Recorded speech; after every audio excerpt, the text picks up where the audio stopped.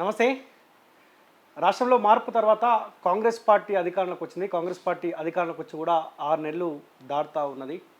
ప్రజలు అడుగుతా ఉన్నారు, 100 రోజులలో 6 గ్యారెంటీలు అమలు చేస్తూ ఉన్నారు కదా, మరి 6 గ్యారెంటీ విషయంలో కాంగ్రెస్ పార్టీ ఎందుకు ఇబ్బంది పడుతూ ఉందన్న చర్చ బలంగా జరుగుతూ ఉంది. దానికి తోడు ఈ మధ్యకాలంలో బీఆర్ఎస్ పార్టీ సంబంధించిన ఎమ్మెల్యేలు కావచ్చు, లేకపోతే కేసీఆర్ తెలంగాణ రాష్ట్ర ప్రజలకు ఇబ్బంది పెడతా ఉంటే కండ్లారా చూసిన బీఆర్ఎస్ పార్టీ నాయకులు కొంతమంది ఈ మధ్య కాంగ్రెస్ పార్టీ కండువా కప్పుకుంటా ఉన్నారు. సో ఈ చర్చ కూడా బలంగా జరుగుతూ ఉంది. బీఆర్ఎస్ పార్టీలో ఉన్నప్పుడు దొంగలైనారు, కాంగ్రెస్ పార్టీలో జాయిన్ కాగానే శుద్ధపూసలైన చర్చ బలంగా జరుగుతూ ఉంది. సో ఈ అన్ని అంశాలపైన మాట్లాడదాం. మనతో పాటు కాంగ్రెస్ పార్టీ నాయకురాలు ఇందిరా శోభన్ గారు మన ముందున్నారు. సో అన్ని అంశాలు మాట్లాడదాం. ఈ మధ్య మీడియా కాస్త దూరంగా ఉంటున్నట్టు కనిపిస్తూ ఉంది. సో ఎందుకు దూరంగా ఉంటా ఉన్నారు, కాంగ్రెస్ పార్టీలో చేరిన తర్వాత ఏమైనా ఇబ్బందికర పరిస్థితి ఎదుర్కొంటా ఉన్నారా, ఈ అన్ని అంశాలపైన మాట్లాడబెట్టినాం. మేడం నమస్తే. నమస్తే. సో ఎందుకు నా ఫస్ట్ ప్రశ్న, ఎందుకు ఈ మధ్య మీడియాకు దూరంగా ఉంటా ఉన్నారు? దూరం ఏం లేను, రెగ్యులర్ ఏవో ఛానల్ డిస్కషన్స్ లో ఉంటున్నాను, ప్రెస్ మీట్ లో ఉంటున్నాను. బట్ కాలేజీ నన్ను కవర్ చేయనట్టుంది, మరి అందుకని నేను కనిపించకుండా ఉంటాను. But almost all I mean active. Recent గా కూడా మీరు చూసినట్లయితే మన చెంచు మహిళ ఎవరైతే దాడి చేశారో అమ్మాయి పైన తీసుకెళ్ళంటే ఫ్యామిలీ పరంగా తన భూమిని కౌలు తీసుకున్నటువంటి వ్యక్తులే తన పైన ఎంత అంటే ఒక మానవీయ కోణంలో ఎవ్వరు చేయలేనటువంటి ఒక దుర్మార్గమైనటువంటి పనిని ఆ చెంచు మహిళ పైన దాడి చేసినప్పుడు ఆమెను లోకల్లో ఉన్నటువంటి మంత్రి గారు, తర్వాత లోకల్ ఎమ్మెల్యేస్, ఎంపీ అందరూ కూడా వెళ్ళి కలవడం జరిగింది. తనకి కావాల్సినటువంటి ప్రైమరీగా అక్కడ ట్రీట్మెంట్ అయి ఉండొచ్చు, ఆర్థికంగా తనకు చేయాల్సినటువంటివి చేశారు. పైగా మెరుగైనటువంటి వైద్యం కోసం ఫిట్స్ రావడంతో నిమ్స్కి కూడా తీసుకొచ్చారు. ఆ సందర్భంలో నేను వెళ్ళాను, అమ్మాయిని వెళ్ళి కలిశాను. తనకి 3 పిల్లలు ఉన్నారు. తన యొక్క ఎకనామికల్గా ఉన్నటువంటి తన బలహీనతని, సో భార్యాభర్త అన్నప్పుడు చాలా రకరకాలుగా ఉంటాయి. అంత మాత్రాన దాన్ని లీనియన్స్గా తీసుకొని ఎదుటి వ్యక్తి చేయడం అన్నది చాలా దుర్మార్గమైన చర్య. కఠినంగా అతన్ని శిక్షించాలి. మరెవరు కూడా అలాంటిది పని చేయకుండా ఉండాలి అని అంటే పనిష్మెంట్ కూడా సీరియస్గా ఉండాలి అనేది నా యొక్క ఉద్దేశం. అది కూడా గవర్నమెంట్ కూడా చెప్పడం జరిగింది. అట్ ద సేమ్ టైం నిన్న సీతక్క గారు కూడా వచ్చి ఆ శాఖ మంత్రిగా, మహిళా శిశు సంక్షేమ శాఖ మంత్రిగా, దాంతోపాటు ఒక గిరిజన ఆడబిడ్డగా ఆమె కూడా వెళ్ళి కలవడం జరిగింది. సో కాబట్టి ఎక్కడైనా ఇష్యూస్ ఉన్నప్పుడు తప్పకుండా ఇష్యూని అడ్రస్ చేయడంలో, సో ప్రతిపక్షంలో ఉన్నప్పుడు ప్రభుత్వానికి విన్నవించేది, ప్రొటెస్ట్ చేసేది. ఇవాళ అధికార పార్టీలో మేము ఉన్నాం కాబట్టి ఉన్నటువంటి ప్రభుత్వానికి జరిగినటువంటి విధానంలో అక్కడ ఉన్నటువంటి అధికారులకు కానీ ఉన్నటువంటి అఫీషియల్స్కి కానీ ఇది ఎంతవరకు వచ్చింది, ఇన్వెస్టిగేషన్ ఏ విధంగా చేస్తున్నారు, దీన్ని సీరియస్గా తీసుకోండి, ప్రభుత్వానికి ఆ ప్రభుత్వం అపాదపాలయ్యే పరిస్థితి ఉంటుంది కాబట్టి ఇలాంటి సంఘటనలు జరగకుండా సీరియస్గా చేయమని చెప్పేసి నేను ఒక తెలంగాణ ఉద్యమకారినిగా, తెలంగాణ బిడ్డగా, మొదటి నుంచి సమస్యల పట్ల పోరాడేటువంటి మహిళగా నా పని నేను చేస్తున్నాను. ఎక్కడ కూడా నేను స్టాప్ చేయలేదు. రెండో విషయం, రీసెంట్గా మన సెక్రటేరియట్లో మహిళలకి రేవంత్ అన్న పెద్ద పీట వేస్తున్నారు. వాస్తవం చెప్పాలంటే అన్ని సంక్షేమ పథకాలు కూడా మహిళలకే ఇవ్వాలనుకున్నారు. అందులో భాగంగానే ఇండ్లు అయి ఉండొచ్చు, అందులో భాగంగానే సిలిండర్ అయి ఉండొచ్చు, అందుక అంటారు పవర్ కరెంట్ అయి ఉండొచ్చు. ఇట్లా మీరు ఏ స్కీమ్ తీసుకున్నా కూడా మహిళలకి, అలాగే మహిళలకి రుణమాఫీ విషయం అయి ఉండొచ్చు, మహిళా సంఘాలకి మన 10 లక్షల రూపాయలు వాళ్ళకి బీమాని సౌకర్యం కల్పించడం అయి ఉండొచ్చు.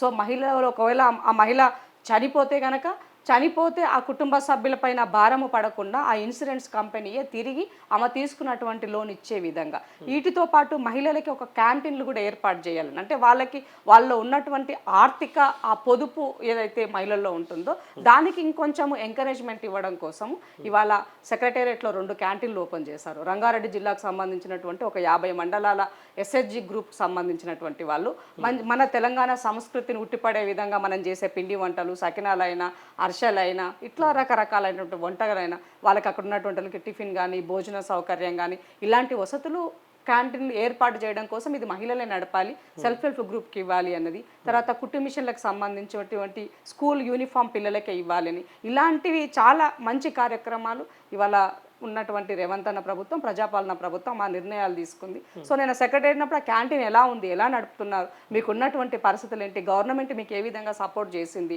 దానికి మీరు ఎలా చేసుకుంటున్నారు, ఇవన్నీ విషయాలు నేను తెలుసుకోవడం జరిగింది. ఆ వీడియో కూడా నేను రిలీజ్ చేశాను, ఆ విషయం కూడా. సో అంటే మహిళలకి జనరల్గా వాళ్ళకి ఉన్నటువంటి దాన్ని మనం కొంచెం ఆసరా అందిస్తే వాళ్ళు దాన్ని అందిపుచ్చుకొని ఇంకో 10 మెట్లు ఎదగడానికి ఒక అవకాశం.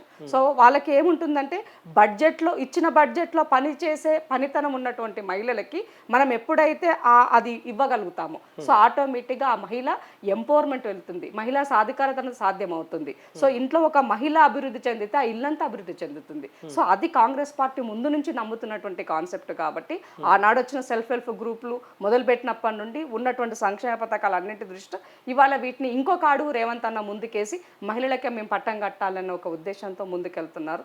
దానికి నా వంతు సహాయంగా ఈ సమాజానికి తెలవడం కోసం కానీ ముందు నుంచి నేను ఈ మహిళా సంఘాల పైన నేను పెద్ద ఎత్తున పని చేశాను. బిఫోర్ తెలంగాణ, ఆఫ్టర్ తెలంగాణ అసలు మహిళా సంఘాలు ఏముండే, వాళ్ళకి ఎంపవర్మెంట్ ఏ విధంగా జరిగింది, ఎలాంటి స్కీమ్స్ ఉన్నాయి, ఇవన్నిటిపైన నేను స్టడీ చేస్తున్నదాన్ని కాబట్టి అది నాకు ఇంకొంచెం ఇంట్రెస్ట్ సబ్జెక్ట్ కాబట్టి నేను కాంగ్రెస్ పార్టీలో చేరిన తర్వాత సంతోషంగానే ఉన్నారా? ఏమైనా ఇబ్బందికర పరిస్థితులు ఏర్పడతా ఐఎమ్ వెరీ హ్యాపీ. దాన్ని నాకేమి ఇన్కన్వీనియంట్ లేదు. నన్ను ఎవరైనా నేను పని చేస్తారని అడ్డుకుంటే ఇబ్బందిగా ఫీల్ అవ్వాలి, నాకేమీ అది లేదు కదా. రేవంత్ అన్న దగ్గరికి యాజ్ ముఖ్యమంత్రిగా ఏ సమయమైనా వెళ్ళి కలవడానికి నాకు అవకాశం ఉంది, ఎప్పుడైనా నేను మీడియా మాట్లాడడానికి అవకాశం ఉంది. సో నాకు అలాంటి ఇబ్బందికరమైనటువంటి విషయాలు ఎక్కడ లేవు. బట్ నేను పార్టీలో ఎలాంటి పొజిషన్ తీసుకోలేదు కాబట్టి మీకు అలా అనిపిస్తుండొచ్చు. ఇప్పుడు ఉన్నటువంటి దాంట్లో జరిగినటువంటి పీసీసీ మారిన తర్వాత కొత్త కమిటీలు ఫామ్ చేస్తారు కాబట్టి ఆటోమేటిక్గా నా ప్రయారిటీ నాకు ఉంటుంది. దాంట్లో స్టార్టింగ్ నుంచి అదే కాంగ్రెస్ పార్టీలో ఉండి పార్టీలు మారబోతే సో ఒక మంచి పొజిషన్లో ఉంటుండే అధికార పార్టీలో ఉన్న ఆలోచనకు వచ్చినారా? ఏమైనా ఇబ్బందికర అనిపిస్తూ ఉందా? ఒకటి తను ఇప్పుడు గుర్తుంచుకోవాల్సింది ఏంటి అని అంటే, నేను కాంగ్రెస్లో ఉన్నా, కాంగ్రెస్ బయట ఉన్నా, నేను ఈ తెలంగాణ సమాజం కోసమే పనిచేసా, తెలంగాణ ప్రజల యొక్క హక్కుల కోసం పనిచేసిన, కేసీఆర్ పైన పెద్ద ఎత్తున నేను పోరాటం చేసిన, అటు బీజేపీ పైన పోరాటం చేసిన, యాంటీ గవర్నమెంట్లో వాళ్ళు చేసేటువంటి ప్రజా వ్యతిరేక పనులు ఎక్కడైతే చేశాయో కేంద్ర రాష్ట్ర ప్రభుత్వాలకు నేను వ్యతిరేకంగా పనిచేసిన. సో ఆటోమేటిక్గా అది కాంగ్రెస్కే కదా అడిషన్ యాడ్ అయ్యింది.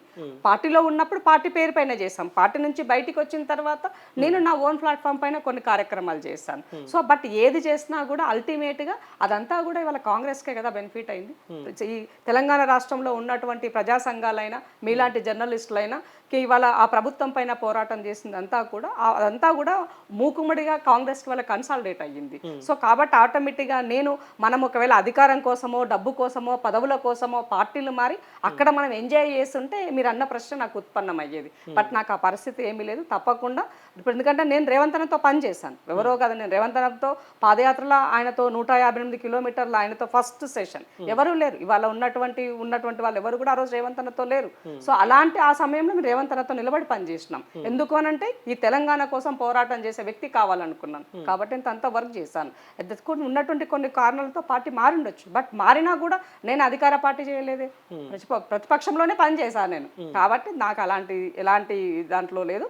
బట్ అక్కడే కాంగ్రెస్లో ఉండుంటే నాకు కూడా ఒక టికెట్ వచ్చి ఉండేది అనేది మీరు అన్నట్టుగా వచ్చి ఉండేదేమో ఆ సమయంలో అప్పుడున్నటువంటి పరిస్థితుల్లో.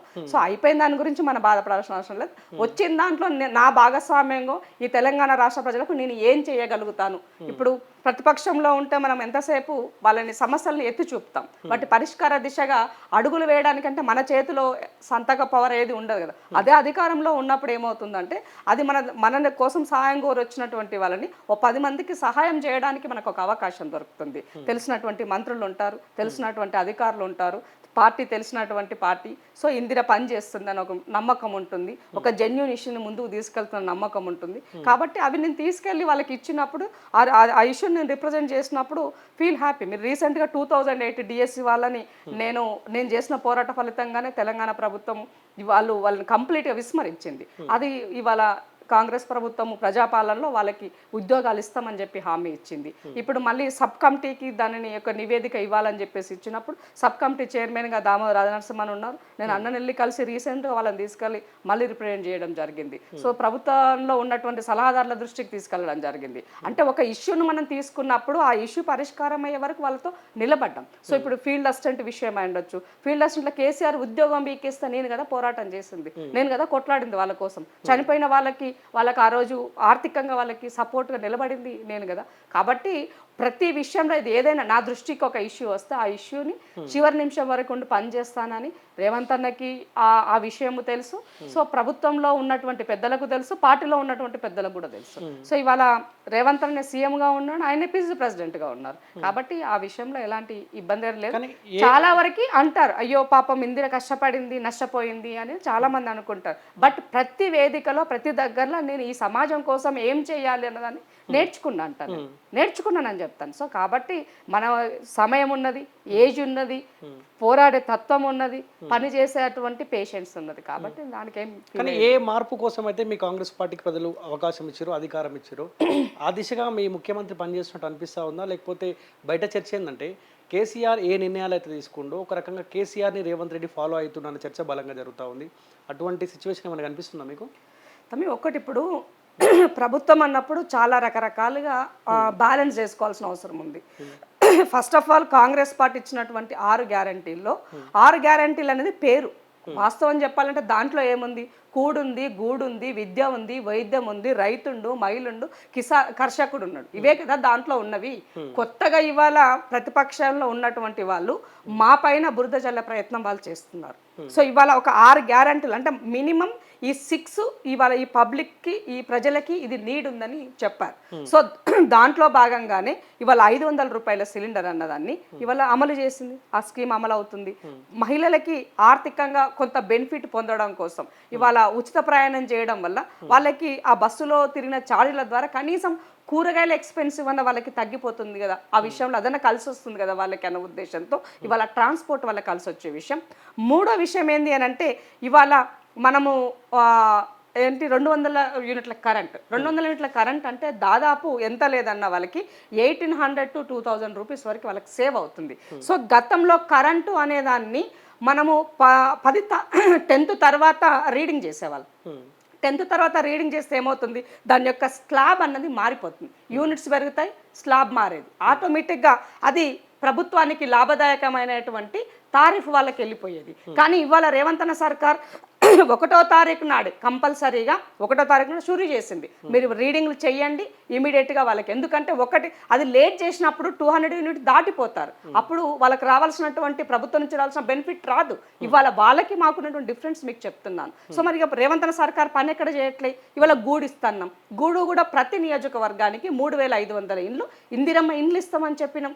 ఇవాళ వాళ్ళ ఇంటి జాగా మీకు ఉన్నట్లయితే మీకు దాదాపుగా ఒక 5 లక్షల రూపాయలు మీకు ఇస్తాం.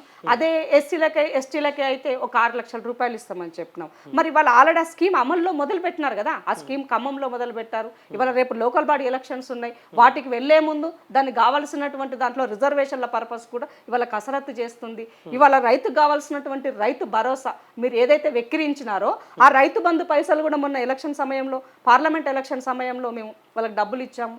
ఇవాళ రైతు సంబంధించిన రుణమాఫీకి సంబంధించి ఒకే దఫాలో 2 లక్షల రూపాయలు రుణమాఫీ చేస్తామని ఆగస్టు 15వ తారీఖు లోపు చేస్తామని చెప్పారు. దానికి మార్గదర్శకాలు రెజల్యూషన్, క్యాబినెట్ రెజల్యూషన్ వచ్చేసింది. రేపు జూలై 1వ తారీఖు నాడు అది మొదలు కాబోతుంది. కానీ చర్చ ఏంటంటే ప్రతి దానికి 100 రోజుల సమయం అని అంటున్నారు కదా. 100 రోజులలో 6 గ్యారెంటీతో కూడిన 13 అంశాలు ఉన్నాయి కదా. సో 100 రోజుల్లో పూర్తి స్థాయిలో అమలు చేస్తాం, పబ్లిక్ ఇబ్బంది లేకుండా అని చెప్పారు. అక్కడ ఏమన్నా మీరు విఫలమైనట్టు అనిపిస్తా ఉందా? తమ్మి ఒకటి గుర్తుపెట్టుకోండి, బిఫోర్ ఎలక్షన్ ముందు మనం ప్రతిపక్షంలో ఉన్నాం. ప్రతిపక్షంలో ఉన్నప్పుడు మనకు తెలిసినటువంటి ఇన్ఫర్మేషన్ ద్వారా ఇవాళ ఈ స్కీమ్ని మనం అమలు చేయడం కోసము 100 రోజులలో మనం చెయ్యొచ్చు. ఎందుకంటే అధికారంలోకి వెళ్ళిన తర్వాత కొంత ఉన్నటువంటి ఖజానాకి సంబంధించినటువంటి కొంత వెసులుబాటు ఉంటుంది. సో దానితో మనం చెయ్యొచ్చు అని చెప్పినాం. బట్ యాక్చువల్గా మనం అధికారంలోకి వచ్చిన తర్వాత అక్కడ చూస్తే ఏం లేవు, అక్కడ చూస్తే ఏమీ లేదు. మరి కనీసం 1వ తారీఖు జీతాలు ఇచ్చే పరిస్థితి కూడా కనబడట్లే, పింఛన్ ఇచ్చే పరిస్థితి కనబడట్లే. కాబట్టి వాటికి కావాల్సినటువంటి వనరులు ఫస్ట్ ఏర్పాటు చేసుకోవాలి కదా. కాబట్టి ఇవాళ అంటే రాజకీయ అధికారం కోల్పోయిన వాళ్ళకి ఆతృత ఉంది కానీ కామన్ మ్యాన్కి లేదు. కామన్ మ్యాన్ అర్థం చేసుకుంటుండు, సహనంతో ఉన్నారు వాళ్ళు. ఇవాళ కనీసం 1వ తారీఖు జీతం వస్తుంది, 1వ తారీఖు పింఛన్ వస్తుందని ఆనందంలో ఉన్నారు. ఇవాళ దాదాపు 66,000 కోట్ల రూపాయలు ప్రతి నెల సంక్షేమానికి ఇవాళ ఈ ప్రభుత్వం ఉపయోగిస్తుంది. మరి మీరేం చేస్తున్నారు? 1వ తారీఖు జీతం ఇవ్వకపోగా ఆ జీతం రాకపోవడంతో ఉన్నటువంటి ఉద్యోగులు వాళ్ళ యొక్క ఉన్నటువంటి ఈఎంఐలు ఇవాళ ఏమంటారు వాళ్ళ చెక్స్ ల్యాప్స్ అయ్యే పరిస్థితి వచ్చింది. ఇవాళ ఇంటి అద్దెవాడు వచ్చి ఇంటి ముందు కూర్చున్న పరిస్థితి వచ్చింది. ఇవాళ పిల్లల స్కూల్ ఫీజు కట్టలేక పోరగాళ్ళను బయట నిలబెట్టే పరిస్థితి వచ్చింది. ఇవన్నీ మీ హయాంలో జరిగాయి. బట్ ఇవాళ ఆ పరిస్థితి కనబడుతుందా? లేదు. ఇవాళ రేవంత్ అన్న చాలా సీరియస్గా హెల్త్ అండ్ ఎడ్యుకేషన్ ఈ రెండింటి మీద సీరియస్గా తీసుకున్నారు. ఇవాళ ఎడ్యుకేషన్ రేవంత్ అన్న దగ్గరే ఉంది. ఆ ఎడ్యుకేషన్కి సంబంధించినటువంటి ఇంటిగ్రేటెడ్ స్కూల్స్ ఏర్పాటు చేస్తామని చెప్పారు. రెండు కూడా ఒక సీఎం ఇలాఖలో ఒకటి, డిప్యూటీ సీఎం ఇలాఖలో ఒకటి, ఇవి శాంపిల్గా ఫస్ట్ పైలట్ ప్రాజెక్ట్ కింద మొదలు చేస్తున్నారు. సో మరి మీరు కేజీ టు పీజీ అన్నారు, ఏం చేయలేదు. ఇవాళ మేము మొదలు పెట్టినాం కదా. మీరు అన్న దాంట్లో 6 నెలల దానికి ఫస్ట్ అది కదా కావాల్సింది. ఏ ప్రభుత్వమైనా విద్యా వైద్యం అందజేసినట్లయితే మిగతావి పెద్దగా మనం ఇవ్వాల్సిన అవసరం లేదా, అవి ప్రజలు సమకూర్చుకుంటారు అన్నటువంటి ఒక కాన్సెప్ట్ నమ్మినటువంటి పార్టీ కాంగ్రెస్. సో ఇవాళ హెల్త్కి తీసుకోండి. మీరు ఉన్నప్పుడు 5 లక్షలు ఉన్నటువంటి దాంట్లో కనీసము మీరు ఆరోగ్యశ్రీని ఎక్కడ అమలు చేయలే. ఉద్యోగులకు సంబంధించినటువంటి ఈహెచ్ఎస్ కార్డు కూడా పనిచేయనటువంటి పరిస్థితి ఉన్నది మీ హయాంలో. ఇవాళ మీ ఆరోగ్యశ్రీ 10 లక్షలకు పెంచాం, అది అమల్లో ఉన్నది. ఇవాళ దామోదర రాధానరసింహన్న సీరియస్గా ఎక్కడ ఏం జరుగుతున్నా కూడా హెల్త్ పట్ల ప్రతి దాంట్లో ఎంప్లాయీలకు అంటే ఉద్యోగులకు సంబంధించిన ఇష్యూస్ అయినా, ఇవాళ నిన్న మీరు చూసారు జూడాలకు సంబంధించి వాళ్ళు మాకు వసతి గృహాలు కావాలి, మాకు భద్రత కావాలి అని అనిపించినప్పుడు ఎస్ అది ప్రభుత్వ బాధ్యత.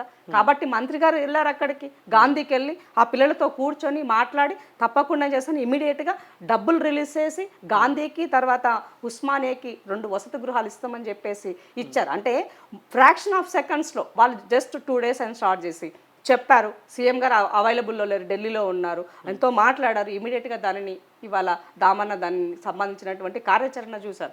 అంటే ప్రభుత్వానికి అంటే ఈ ప్రజాప్రభుత్వానికి ప్రజలు ఏం కోరుకుంటే అది చేసేటువంటి పని, ఒక మానవీయ కోణంలో మానవీయ దృక్పథంతో పని చేస్తుంది. అలాంటప్పుడు సహకరించాలి. ప్రధాన ప్రతిపక్ష పాత్రలో ఉన్నటువంటి కేసీఆర్ గారు ఈ రోజు వరకు అసెంబ్లీకే రాలేదు. చట్టసభల్లో కనీసం ఒక ఇష్యూని మీరు లేవనెత్తి మాట్లాడలేదు.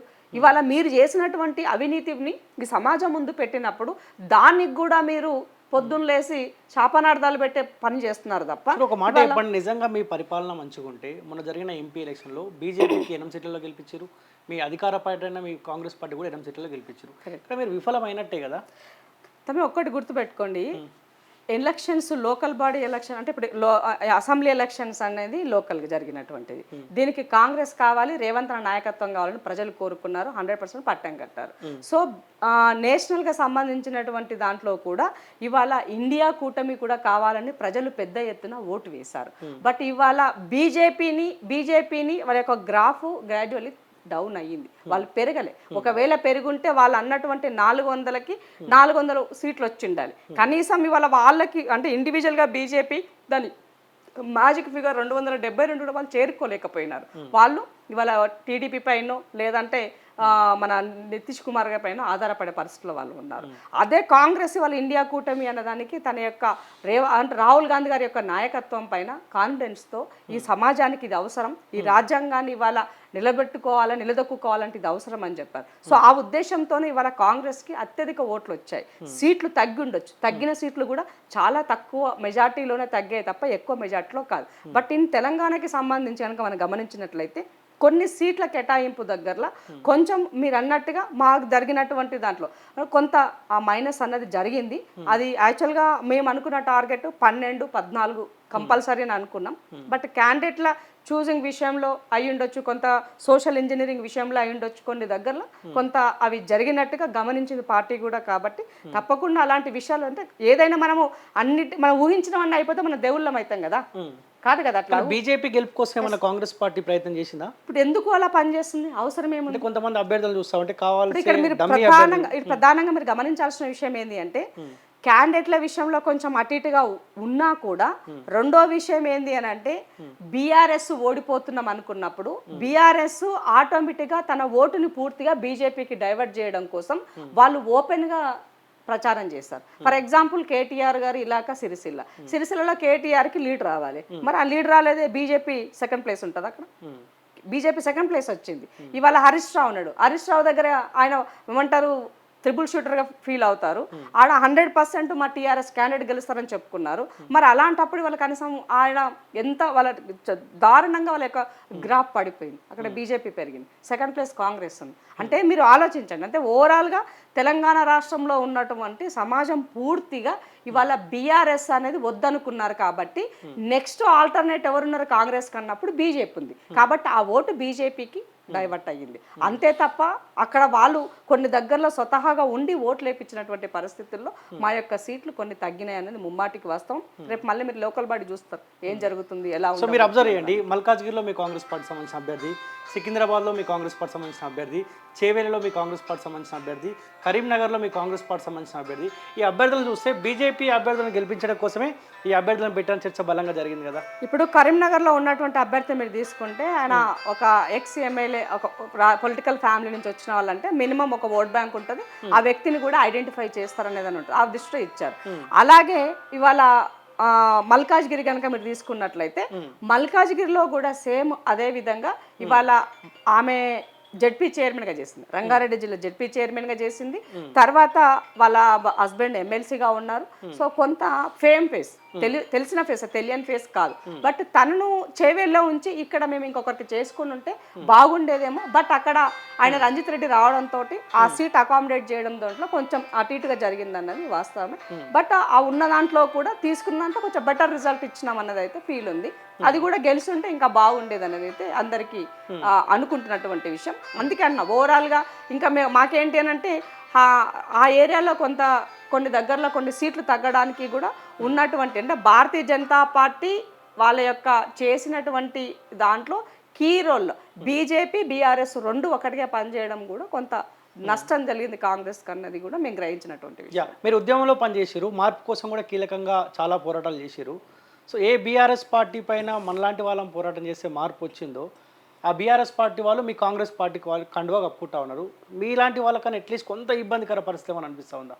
మీరు స్వాగతిస్తూ ఉన్నారా? ఇప్పుడు రాజకీయాలు కంప్లీట్గా మారిపోయినాయి. ఒకప్పుడు రాజకీయాలు ఒక సిద్ధాంతం ఉంది, ఒక ఎజెండా ఉంది, పబ్లిక్ పర్సెప్షన్ ఉంది, ఆ విధంగా రాజకీయాలు నడిచినాయి. బట్ కేసీఆర్ వచ్చిన తర్వాత దాన్ని పూర్తిగా మార్చివేశారు. దానికి డెఫినేషన్ ఏంటంటే మనీ, పవర్, ఇవి రెండు మాత్రమే ఉండాలి. పిఎం ఇవి రెండు ఉన్నట్లయితే రాజకీయాలు చేయడానికి అర్హుడు, కామన్ మ్యాన్గా ఉన్నాడు, రాజకీయాలకి పనికిరాడని ఒక మెసేజ్ని ఆయన ఈ సమాజానికి ఇచ్చారు. అయితే ఇక్కడ ఫిరాయింపులకి సంబంధించినటువంటి మీరు తీసుకున్న దాంట్లో కేసీఆర్ గారికి ఫస్ట్ దఫాలో ఆయనకు కొన్ని సీట్లు అంటే ఎడ్జ్లో ఉన్నటువంటి ప్రభుత్వానికి ఆయన పూర్తిగా అంటే రిజల్ట్ వచ్చిన రోజే ఆ బీఎస్పీ నుంచి గెలిచినటువంటి ఇద్దరిని, ఒక ఆదిలాబాద్కి సంబంధించిన ఇద్దరు నాయకులని, ఒక ఇంద్రకరణ్ రెడ్డి గారు ఉండొచ్చు, తర్వాత ఇంకొకతను మన ఆయన అది కాగజ్ నగర్ సంబంధించిన ఎమ్మెల్యే అయిండొచ్చు. వాళ్ళిద్దరిని కూడా అదే రోజు ఫిరాయింపులు చేశారు వాళ్ళు. తర్వాత టీడీపీలో ఉన్నటువంటి వాళ్ళు నలుగురిని చేర్చుకున్నారు. తర్వాత తలసాని శ్రీనివాస్ గారిని చేసుకున్నారు. తలసాని శ్రీనివాస్ని అయితే కనీసము ఆయనని గవర్నర్ ద్వారా పూర్తి తప్పు చేపించారు అతనితో. అంటే అతను అది కనీసం ఎక్కడ ఫాలో అవ్వకుండా ఆయనని మంత్రిగా కూడా చేశారు. అంటే దాదాపుగా టీఆర్ఎస్ హయాంలో first phase and second phase మీరు మొత్తం కనుక చూసుకున్నట్లయితే వార్డు మెంబర్ దగ్గర నుంచి ఎంపీ స్థాయి వరకు దాదాపుగా 61 మందిని వాళ్ళు ఫిరాయింపులు చేశారు. సో ఈ ఫిరాయింపులు చేసి కాంగ్రెస్ పార్టీ ప్రతిపక్ష పాత్ర కూడా ఉండొద్దు, కాంగ్రెస్ పార్టీ ఆనవాళ్ళు ఉండొద్దు, కాంగ్రెస్ ఉచ్చారణ ఎక్కడ కనబడొద్దు, ఇది కేసీఆర్ చేస్తారు. ఎట్లా భారతీయ జనతా పార్టీ యొక్క మిత్రబంధంలో, రహస్య మిత్రబంధంలో వాళ్ళిద్దరూ కలిసి కాంగ్రెస్ పార్టీని కంప్లీట్గా ఏం ఉండకూడదన్న ఒకే ఒక లైన్తో వాళ్ళు పనిచేశారు. అయితే ప్రతిపక్ష పాత్ర ఉన్నటువంటి దాంట్లో ఇవాళ ఉన్నటువంటి డిప్యూటీ సీఎంగా ఉన్నటువంటి బట్టన్నకి ఆయనకి కనీసం సిఎల్పి లీడర్గా ఉండడానికి కూడా అర్హత లేదన్నట్టుగా మీరు ఒక దళితునికి మీరు ఆ ఉన్నటువంటి అంటే యాంటీ డిఫెక్షన్ లాని మీరు మిస్యూజ్ చేసి అక్కడ ఉన్నటువంటి ఎంఐఎంకి మీరు ఆ ప్రతిపక్ష హోదా ఇచ్చారు. అదే మండలికి సంబంధించి మండలిలో కూడా ఒక సంతోష్ అయినా కానీ తర్వాత ఆకుల లలితక్క కానీ ఇట్లా నలుగురిని తీసుకొని మండలిని కూడా విలీనం చేస్తున్నామని అంటే కంప్లీట్గా ఒక పార్టీకి సంబంధించి ఆ పార్టీ బీఫామ్ పైన గెలిచినటువంటి వాళ్ళని పూర్తిగా తీసుకొని ఆ ఉన్నటువంటి చట్టంలో ఉన్నటువంటి లూపులు ఉపయోగించుకొని ఒక మండలి ప్రతిపక్ష నాయకుగా ఉన్నట్టు షబీర్ అలీ గారిని ఒక మైనార్టీ లీడర్ ఆయన కూడా ఉండకూడదన్న ఉద్దేశంతో మీరు దాన్ని విలీనం చేసుకున్నారు. ఇవాళ మాట్లాడే నైతిక హక్కు మీకు ఎక్కడిది అని అడుగుతున్నాను. ఎస్, నేను ఇది ఒక బీఫామ్ పైన గెలిచినప్పుడు అందులోనే ఉండాలి, అది మారకూడదు అన్నది వ్యక్తిగతంగా నేను దాన్ని విశ్వసించేదాన్ని, దాని గురించి నేను మాట్లాడేటువంటి దాన్ని. బట్ ఇవాళ పార్టీ లైన్లో ఒక నిర్ణయం వాళ్ళు తీసుకుంటున్నప్పుడు ఆ పార్టీకి సంబంధించినటువంటి దానిలో అది ఎంత మేరకు అది సబబు అనే దాని విషయంలో ఇవాళ మాట్లాడుకుంటున్నాం. ఇప్పుడు కేసీఆర్ 10 సంవత్సరాల కాలంలో మీరు ఇప్పుడు ఏ అంశాలైతే చెప్పారో ఇటువంటి నిర్ణయాలు తీసుకుంటారు కాబట్టి కేసీఆర్కి అధికారం దూరం చేసిన ప్రజలు. మీరు కూడా కేసీఆర్ని ఫాలో అవుతున్నట్టు అదే తరహాలో మీరు ఫాలో అయితే రాబోయే రోజుల్లో మీకు కూడా ఇబ్బంది అయ్యే అవకాశం ఉన్న పబ్లిక్ కూడా అన్ని ఆలోచిస్తూ ఉన్నారు, అబ్జర్వ్ చేస్తూ ఉన్నారు కదా. ఇప్పుడు ఏమంటామంటే పవర్ వచ్చిన తర్వాత ఎక్కువ రోజులు పవర్ లేకుండా ఉండడానికి వాళ్ళ పేషెన్స్ లేనటువంటి పరిస్థితి ఉంది. వాళ్ళే మేము వచ్చి చేరుతాము, మీరు చెప్తున్నటువంటి మీరు ఇచ్చే సంక్షేమ పథకాలు బాగా బ్రహ్మాండంగా, అంటే ఒక డెమోక్రటిక్గా మూవ్ అవుతున్నటువంటి కాంగ్రెస్ పార్టీ ప్రభుత్వంలో చాలా హ్యాపీగా ఉంటామని వాళ్ళు నమ్ముతున్నారు. కాబట్టి వాళ్ళు వస్తున్నామని చెప్పినప్పుడు వద్దు అనడానికి మేము వాళ్ళలాగా కేసీఆర్ లాగా మాకున్న వాళ్ళ పైన ఉన్నట్టు కేసులో కానీ వాళ్ళ మీద ఉన్నటువంటి ఇష్యూస్లో కానీ మేము ఎక్కడ అలాంటి డబ్బుల విషయంలో ప్రలోభ పెట్టి మేము ఎక్కడైనా తీసుకోను. ఎక్కడ కూడా అలాంటి విషయాలు మీరు ఇప్పటివరకు మీరు జర్నలిజంలో ఉన్నారు, మీ దృష్టికి అట్లాంటివి ఏమైనా వచ్చి ఉంటే మీరు చెప్పొచ్చు. ఇప్పుడు ఆనాడు కాంగ్రెస్ పార్టీ నుంచి 12 మంది బీఆర్ఎస్ పార్టీకి అమ్ముడు వేరని చెప్పారు. ఆనాడు ఆ 12 మంది కూడా మేము డెవలప్మెంట్ కోసం పోతున్నాం, అధికార పార్టీలో ఉంటే మా నియోజకవర్గానికి కొంత మెయిల్ చేసిన వాళ్ళు అయితే అని చెప్పి ఆనాడు పార్టీ మారారు. ఆనాడు మీ నాయకుడు ఏమన్నంటే పార్టీ మారిన వాళ్ళని రాళ్లతో కొట్టాలి అన్నాడు.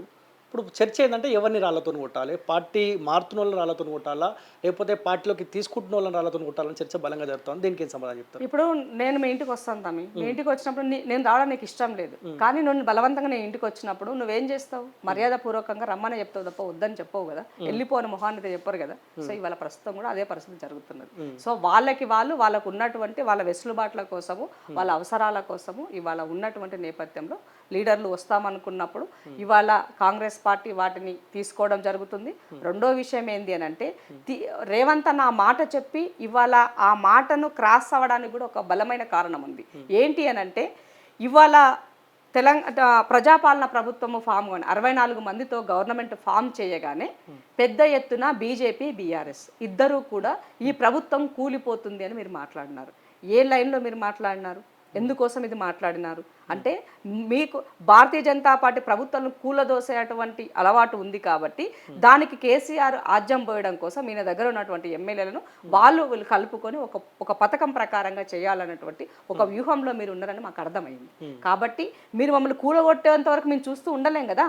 నాకు కావాల్సినటువంటి నా బలాన్ని కూడా, ఎందుకంటే ఈ ప్రజలు ఎంతో నమ్మకం పెట్టి నాకు గవర్నమెంట్ ఇచ్చినప్పుడు వాళ్ళకి ఇచ్చినటువంటి అవసరాలు తీర్చాల్సిన బాధ్యత ఇవాళ మా పైన ఉన్నది. కాబట్టి రేవంత్ అన్న ఆ ఉన్నటువంటి నేపథ్యంలో మీరు బెదిరించారేంద్రబాయ్, మీ దగ్గర ఉన్నోడు ఆటోమేటిక్గా ఇందులో ఉన్నప్పుడు ఇంకా నువ్వేం చేస్తావు దాంట్లో? కాబట్టి ఆ లైన్లో రేవంత్ అన్న మీరు బెదిరించినటువంటి దానికి ఇవాళ ఆజ్యం పోయాల్సి వచ్చింది తప్ప వాంటెడ్గా మిమ్మల్ని తీసుకొని మా దాంట్లో చేసుకోవాల్సినటువంటి పరిస్థితి కూడా లేదు వాస్తవం చెప్పాలంటే. ఇప్పుడు మీ పార్టీ సేఫ్ ఉండడం కోసం ఎవరైనా తీసుకుంటారు పార్టీలోకి. ఇప్పుడు ఎవరైనా అంటే దాని కూడా కొన్ని విలువలు ఉంటాయి తమ్మి. ఇప్పుడు మల్లారెడ్డి వస్తా అంటున్నారు, మల్లారెడ్డిని తీసుకుంటున్నారా? తీసుకోవట్లేదు కదా. మల్లారెడ్డి అక్కడిక్కడ దానం నాగేందర్ చరిత్ర తెలంగాణ సమాజానికి తెలుసు. దానం నాగేందర్ ఈ కాంగ్రెస్ కుటుంబ సభ్యుడే కదా. ఇవాళ పోచారం కూడా కాంగ్రెస్ కుటుంబ సభ్యుడే కదా, పాత కుటుంబ సభ్యులే కదా వాళ్ళంతా కూడా ఇప్పుడు వచ్చినటువంటి వాళ్ళు. కాబట్టి పార్టీలో ప్రతి దగ్గర కూడా కొన్ని దగ్గరలో కొన్ని కంపల్షన్స్, కొన్ని అవసరాలు వాటిలో ఉన్నటువంటి నేపథ్యంలో చేశారు తప్ప బట్ అట్లా కానీ కాంగ్రెస్ పార్టీలో ఉన్నటువంటి పాత వాళ్ళకి కానీ జెండా మోసినటువంటి వాళ్ళకి ప్రయారిటీ ఉండదు అనేది కాదు. ఇవాళ రేవంత్ అన్న చాలా స్పష్టంగా కూడా ఇంతకుముందు తన ప్రెస్ మీట్లో చెప్పారు. సో 100% మా క్యాడర్ని కాపాడుకుంటాం, లీడర్లను కాపాడుకుంటాం, పార్టీకి పనిచేసినటువంటి వాళ్ళకి ప్రయారిటీ ఉంటుంది, సీనియర్లకు ఉంటుంది, ఎవరికి ఎలాంటి అన్యాయం జరగదు. సో తప్పకుండా అప్రాపరియేట్గా అవకాశాలు ఉంటాయి, దీంట్లో ఎవరు బాధపడాల్సిన అవసరం లేదని చెప్పడం జరిగింది. సో బికాస్ ఆఫ్ కేవలం ఎందుకంటే ఇవాళ కర్ణాటకలో ఉన్నటువంటి మా ప్రభుత్వాన్ని ఇవాళ భారతీయ జనతా పార్టీ ఎంత కుటిలతో చేసిందో చూసాం, మహారాష్ట్రలో ఉన్నటువంటి ప్రభుత్వాన్ని ఎట్లా చేసిందో మనం చూసాం. సో ఏకంగా వాళ్ళు పార్టీలో ఉన్నటువంటి ఒక కొత్త వ్యక్తిని షిండెలను సృష్టించి పార్టీని వాళ్ళ పేరు మీద ఫిరాయించేటువంటి, పార్టీ స్థాపించినది పార్టీ కాకుండా అందులో వచ్చి ఆ పదవులు పొందినది పార్టీ అనే విధంగా ఇవాళ భారతీయ జనతా పార్టీ ఆ స్వేచ్ఛనిచ్చి వాళ్ళని ఎంకరేజ్ చేస్తున్న సందర్భంలో తెలంగాణ రాష్ట్రంలో చాలా సమస్యల తర్వాత, చాలా నిర్బంధాల తర్వాత ఇవాళ ధర్నా చౌక్ లాంటి ఎత్తివేసినటువంటి సందర్భాల్లో ఇలాంటి ఒక స్వేచ్ఛగా బతకాలనుకున్నటువంటి నేపథ్యంలో కాంగ్రెస్కి ప్రజలు పట్టం కట్టినప్పుడు దాన్ని కాపాడుకోవాల్సినటువంటి బాధ్యత రేవంత్ అన్నకి యాజ్ ముఖ్యమంత్రి కానీ ఇప్పుడున్నటువంటి పిసిసి ప్రెసిడెంట్గా కానీ ఆయన పైన ఆ భారం బరువు ఉంది. కాబట్టి ఆ నేపథ్యంలో నిర్ణయాలు జరుగుతున్నాయని నేను అనుకుంటున్నాను. ఇప్పుడు బీఆర్ఎస్ పార్టీ ఖాళీ కాబోతుందా మీరు అన్నట్టుగా? అంటే మీరు సేఫ్ ఉండడం కోసం బీఆర్ఎస్ పార్టీని ఖాళీ చేయబోతా ఉన్నారా? ఇప్పుడు బీఆర్ఎస్ఏ ఏమంటారు మునిగిపోయే నావా అయిపోయింది. ఇవాళ అది టైటానిక్ షిప్ లాగా మనం ఫీల్ అవ్వాలి ఇవాళ బీఆర్ఎస్ పార్టీని. ఆ రోజే చెప్పినా నేను, మీకు గుర్తుందో లేదో, ఈ నేటి ఫిరాయింపులే రేపటి ఫిరంగులై పేలుతాయని నేను ఆర్టికల్ రాసా. సో ఇవాళ కరెక్ట్గా కేసీఆర్కి అది తెలుస్తుంది. కాబట్టి కేసీఆర్ ఇప్పటి వరకు కూడా ఒక ప్రెస్ మీట్ పెట్టి గట్టిగా ఎందుకు ఈ ఫిరాయిస్తున్నారని ఆయన మాట్లాడే పరిస్థితులు ఆయన లేడు. ఎందుకంటే ఆయన చేసిన తప్పు కదా. నువ్వు నేర్పిన విద్యనే కదా, నీరజాక్ష కదా. ఉమ్మడి ఆంధ్రప్రదేశ్లో ఫిరాయింపులు జరిగినాయి నువ్వు మాట్లాడి, తెలంగాణ రాష్ట్రం వచ్చిన తర్వాత స్వేచ్ఛగా ఒక పాలన అందించమని 10 సంవత్సరాలు ప్రజలు నీకు అవకాశం ఇస్తే నువ్వు దానిని ఎక్కడ ప్రాపర్గా చేయలేదు, మీరు మిస్యూజ్ చేశారు. కాబట్టి ఇవాళ ప్రజలు ఇవాళ ఎన్నో పోరాటాలు ఎంతో సాక్రిఫై చేసిన తర్వాత, ఎన్నో కేసుల నిర్బంధాల తర్వాత ఇవాళ ప్రజలు కంఫర్ట్గా హ్యాపీగా ఇవాళ ప్రజాపాలనలో రేవంత్ అన్న పాలనలో ఇవాళ ప్రజలు ఉన్నారు. కాబట్టి ఇట్లాంటి దానిని కాపాడుకోవాల్సినటువంటి బాధ్యత కాంగ్రెస్ పైన ఉంది. కాబట్టి ఆ లైన్లో ఇవాళ ఇది జరుగుతుందని మాత్రం గమనించాలని మీడియా సోదరులకు కూడా నేను ఈ సందర్భంగా గుర్తు చేస్తాను. చివరికి ఒక మాట చెప్పండి, కల్వకుట్ల కవిత జైలుకు పోయి 100 రోజులు దాటుతూ ఉంది. ఏమన్నా సందర్భం వచ్చినప్పుడు ఆలోచిస్తారా, అరే కవిత ఎట్లా ఉంటుంది? ఇప్పుడు కవిత గారు మహిళగా ఏమన్నా బాధ ఏమన్నా అనిపించిందా? ఇప్పుడు తను చేసినటువంటి వాటికి ఆమె అనుభవిస్తుంది. దాన్ని ఎవరికి ఏం చేయాల్సిన ఎవరికి ఏం చెప్పాల్సిన కన్న తండ్రికే బిడ్డ మీద లేదు ఇప్పటి వరకు. ఎంత కసాయి వాడైనా తండ్రి తన బిడ్డని దగ్గరికి వెళ్ళి ఎలా ఉందని అడుగుతారు. అలాంటిది కేసీఆర్ ఇప్పటి వరకు తన బిడ్డ ఎలా ఉందని వెళ్ళలే. సహచర్య ఆమెతో పనిచేసినటువంటి మాలాంటి వాళ్ళము ఎందుకు ఇలాంటి దాంట్లో ఏలు పెట్టింది ఇన్ని రోజులు అంటే ఒక తెలంగాణ ఉద్యమంలో తనకంటూ ఒక మార్కు నిలబెట్టుకున్నటువంటి మనిషి ఇవాళ ఒక చెప్పుకోవడానికి ఒక డిస్కషన్ చేసుకోలేనటువంటి ఒక చీఫ్ అంటే మహిళలు చేయలేనటువంటి ఒక లిక్కర్ కేసులో ఆమె ఇరికిందన్నది అది ఆమె యొక్క విజ్ఞతకే వదిలేస్తున్నాము. బట్ ఏది ఏమైనప్పటికీ కూడా ఏ మహిళ కూడా అలాంటి వైపుకు వెళ్ళకూడదు, చేయకూడదు అని మాత్రం చెప్పదలుచుకున్నాను. ఎవరమైనా తప్పు చేస్తే తప్పకుండా శిక్షకి అర్హులేమే అనేది మాత్రం మెసేజ్ ఇవ్వదలుచుకున్నాను. ఓకే, సో రాబోయే రోజుల్లో ఏదైనా పదవిలో చూడబోతున్నామా ఇందిరా శోభన్ గారిని? రేవంత్ అన్నకి ఎవ్రీథింగ్ నోన్. ఏంటి అని అంటే ఎవరిని ఎప్పుడు ఎక్కడ ఎలా వాళ్ళని ఉపయోగించుకోవాలి, అది పార్టీ పరంగా కానీ ప్రభుత్వ పరంగా కానీ ఇది ఈ తెలంగాణ సమాజానికి బాగుపరచడం కోసము ఎట్లా ఉపయోగించుకోవాలన్నది వెల్ నోన్. కాబట్టి దీని గురించి ఎవరేం చెప్పాల్సిన అవసరం లేదు. తప్పకుండా రేవంత్ అన్నలాగా పనిచేసే అలాంటి దానికి తప్పకుండా అవకాశం ఉంటుంది, ఉండదు అనేది లేదు. సో ఆల్రెడీ ఇప్పటికి నాకు తెలిసినంత వరకు అంటే నేను అన్నతో ఒక 4-5 టైమ్స్ నేను ఇంటరాక్ట్ అయ్యాను, కలిసాను, మాట్లాడినాను. కాబట్టి తన వైపు నుంచి పాజిటివ్గా ఉన్నారు, తప్పకుండా వస్తుందని అనుకుంటున్నాను. Okay, anyway thank you so much madam, thank you. So ఇది కాంగ్రెస్ పార్టీ నాయకురాలు ఇందిరా శోభన్ గారితో స్పెషల్ ఇంటర్వ్యూ. చూస్తుండే college TV. Thank you so much.